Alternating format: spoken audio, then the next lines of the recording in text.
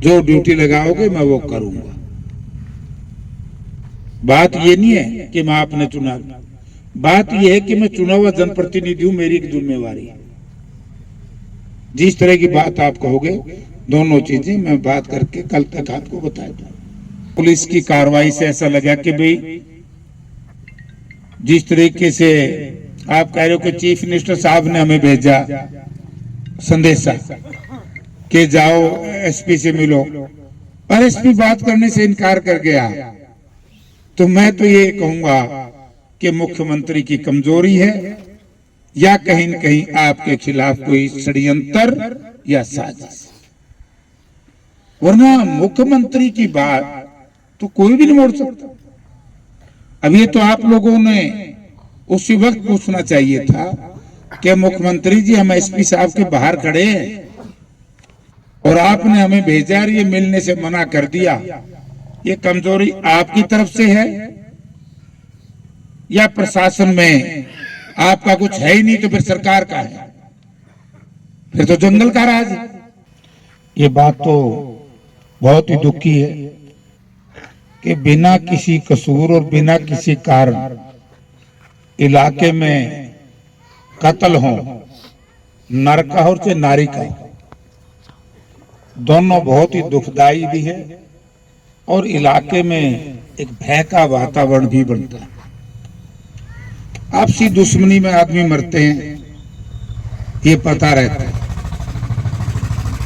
डकैती में, लोभ में, लालच में, लेकिन जिस तरह की वारदात यहां हुई और मेरे पास शायद सरपंच साहब का टेलीफोन भी गया था, तो उस वक्त हमने प्रशासन से, पुलिस अधिकारियों से मैंने बात की थी, तो उस वक्त उन्होंने कहा था कि जी हम कातिलों को एक आध दिन में गिरफ्तार कर लेंगे, फिर शायद वो गिरफ्तार।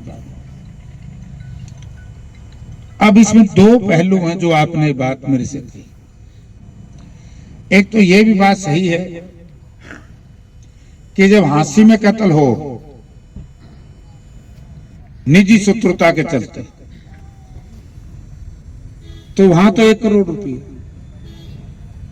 और जहां निर्दोष मारे जाएं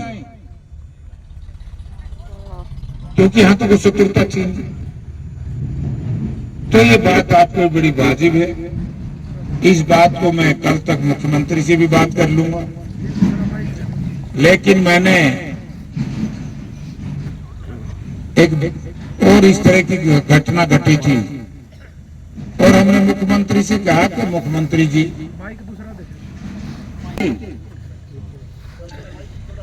तो इसके लिए मैं व्यक्तिगत तौर से कल शाम तक जब भी मेरी मुख्यमंत्री से टेलीफोन पे बात होगी तो मैं उनको बताऊंगा, नहीं तो चीफ सेक्रेटरी को बताऊंगा।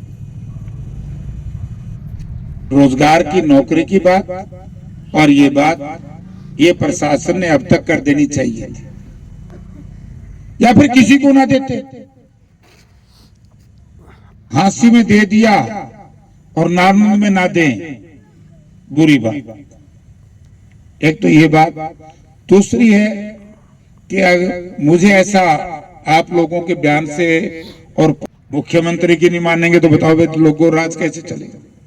प्रजातंत्र में तो राज ही चलता है, राजे महाराजों का राज था। एक तो मैं आपसे निवेदन करूंगा कि आप लोग भी, और मैं तो कल तक ही आप मेरे से टेलीफोन पे बात कर लियो, सुनील को मैं संदेश दे दूंगा, अब मैं दिल्ली जाऊंगा यहां से, और मैं रात लग डीजीपी से आपका समय फिक्स करा देता हूं। आपके जो डेलीगेट्स है धरने वालों का या 12 खाप का, तो आपका मैं समय फिक्स करवा दूंगा। और मेरी राय ये है क्योंकि हमने शंका में नहीं रहना चाहिए, और आप डीजीपी साहब से पूछ करके, मेरी व्यक्तिगत राय है, फैसला आपने करना है कि इसको स्टेट क्राइम को दे दो,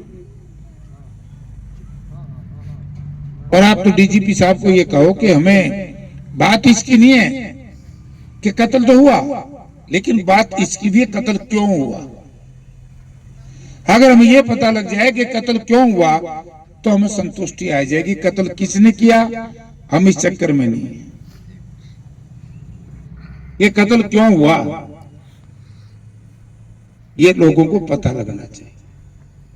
तो मैं आपको बहुत जल्दी डीजीपी साहब से बात करके उनसे फिक्स करवा देंगे। वो भी नहीं करेंगे, मैं वो भी संदेशा दे। लेकिन प्रशासन ने बात तो करनी पड़ेगी और करनी चाहिए, क्योंकि ऐसे तो लोग हैं नहीं कि बिना किसी कारण के लोग यहां बैठे। और अन्याय को सहन करना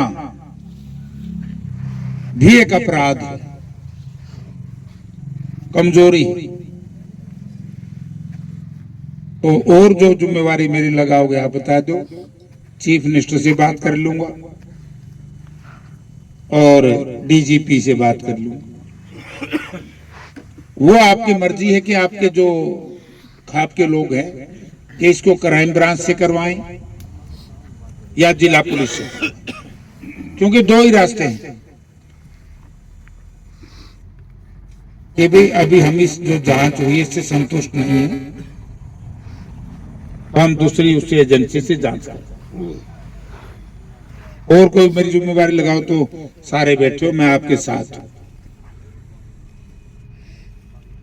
जहां मुझे कहोगे मैं वहां जाऊंगा। और को बात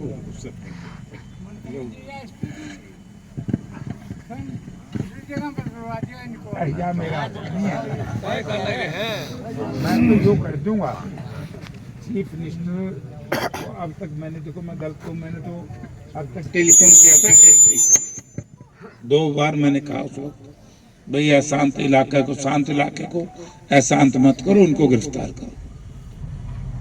तो मेरे पास तो मेरी मैसेज चला गया था कि वो अरेस्ट हो गए।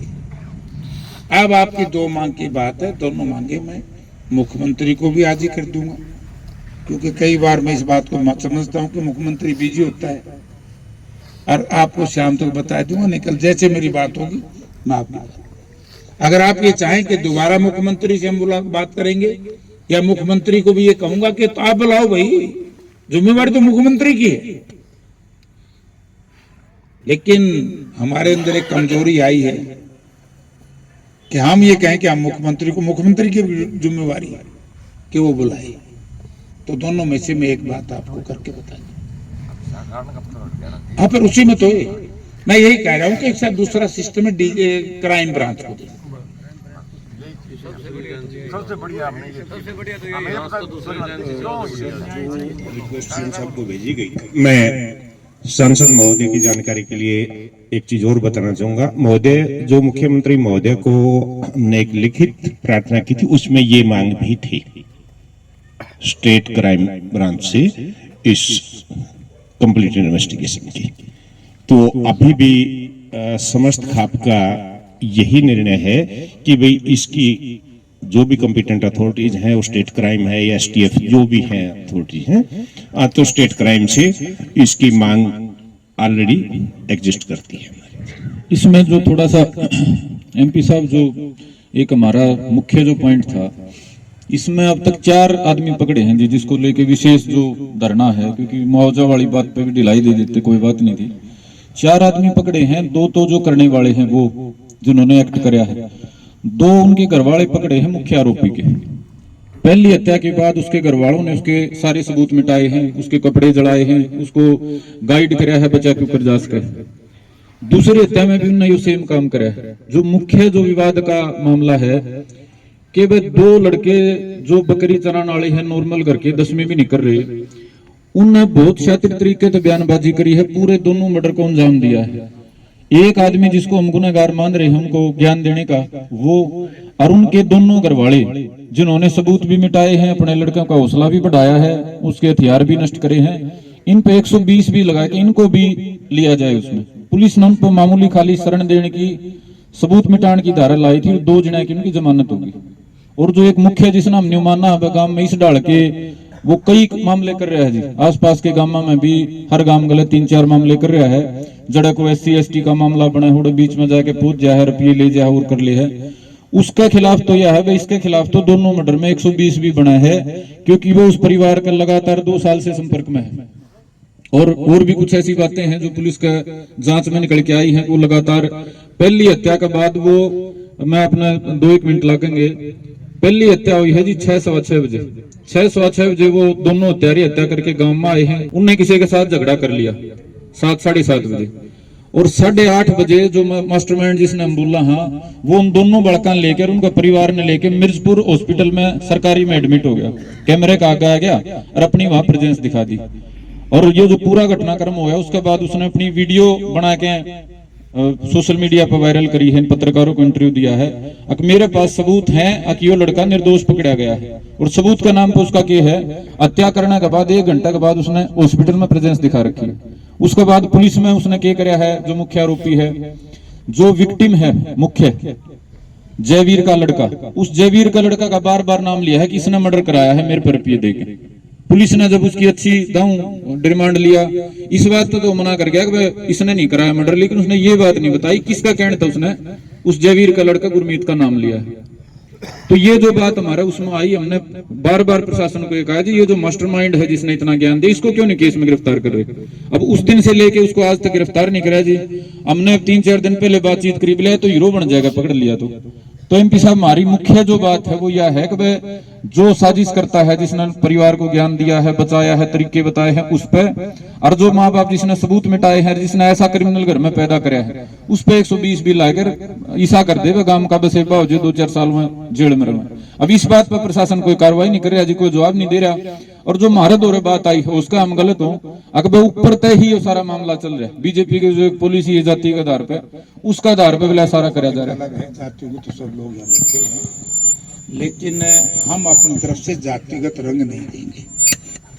हमने तो, अपराधी की कोई जाति नहीं होती, अपराधी का कोई धर्म नहीं होता। हमने तो देखो, मेरी राय है, सरकार ने आपको बुलाएगी, सरकार आप 2 ही बात रखें, इस पुलिस की जांच से संतुष्टि तो है ही नहीं, तो इसको क्राइम ब्रांच को दो, उसकी बात मत करो,